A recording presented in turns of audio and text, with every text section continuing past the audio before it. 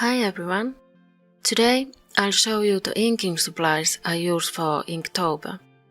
If you don't know what Inktober is, here are the rules by Jake Parker, who started Inktober. The idea is to make an ink drawing every day in October and post it online. If you need ideas for what to draw, there's an official prompt list in the Inktober website. But there are also many unofficial Inktober prompt lists, which you can find in Google image search. Also, you don't have to make a drawing every day. It could even be just once a week.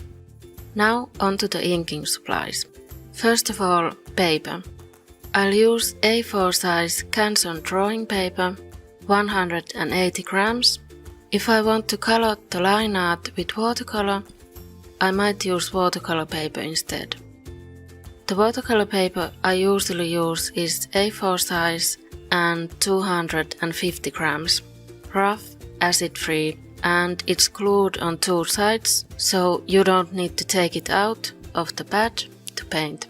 Although I usually do take it out and tape it onto a harder surface with painter's tape. And I also have this smooth watercolor paper that I haven't tried much yet, because it's not as thick and I'm expecting it to buckle and wrinkle when it dries. I usually make the sketch on a different paper and transfer the clean outlines onto a drawing paper or watercolor paper for inking. And there are many different ways to do the transfer. One is graphite transfer paper and another one is using baking paper.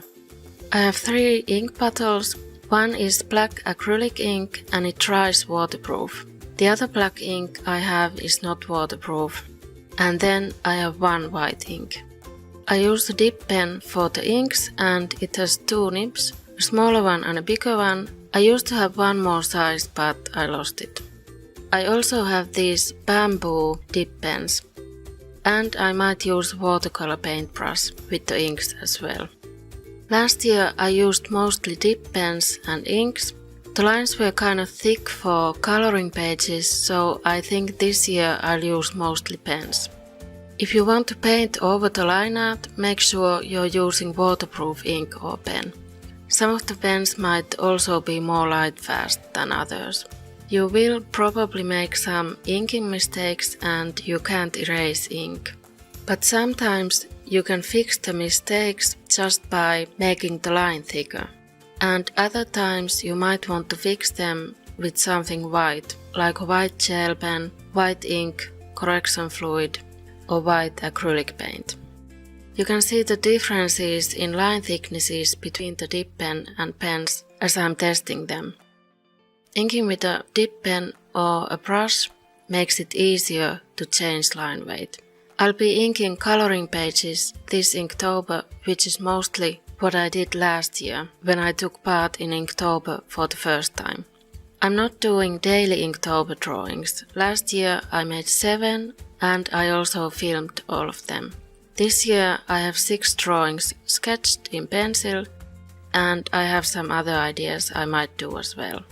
I've been posting 2 videos per week on YouTube since the end of August.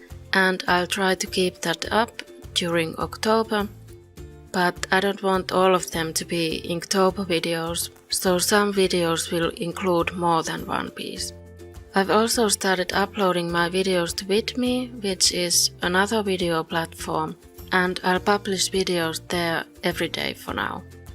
Remember to wash the nibs after inking so the ink doesn't dry on them, but don't leave them in the water or they'll get rusty. I do like to wash them in a little container just so I don't drop them in the sink. I tried inking with a brush last year, but I felt like it works better for making an ink wash or filling in black areas rather than doing the line art. You can dilute the ink with water to make it lighter. Add a bit of ink and water on a palette and mix them together.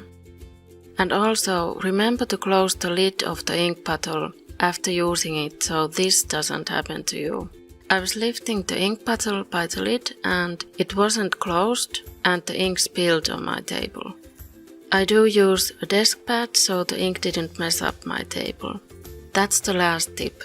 Protect the working surface when you use ink. Will you be doing Inktober this year? Thanks for watching.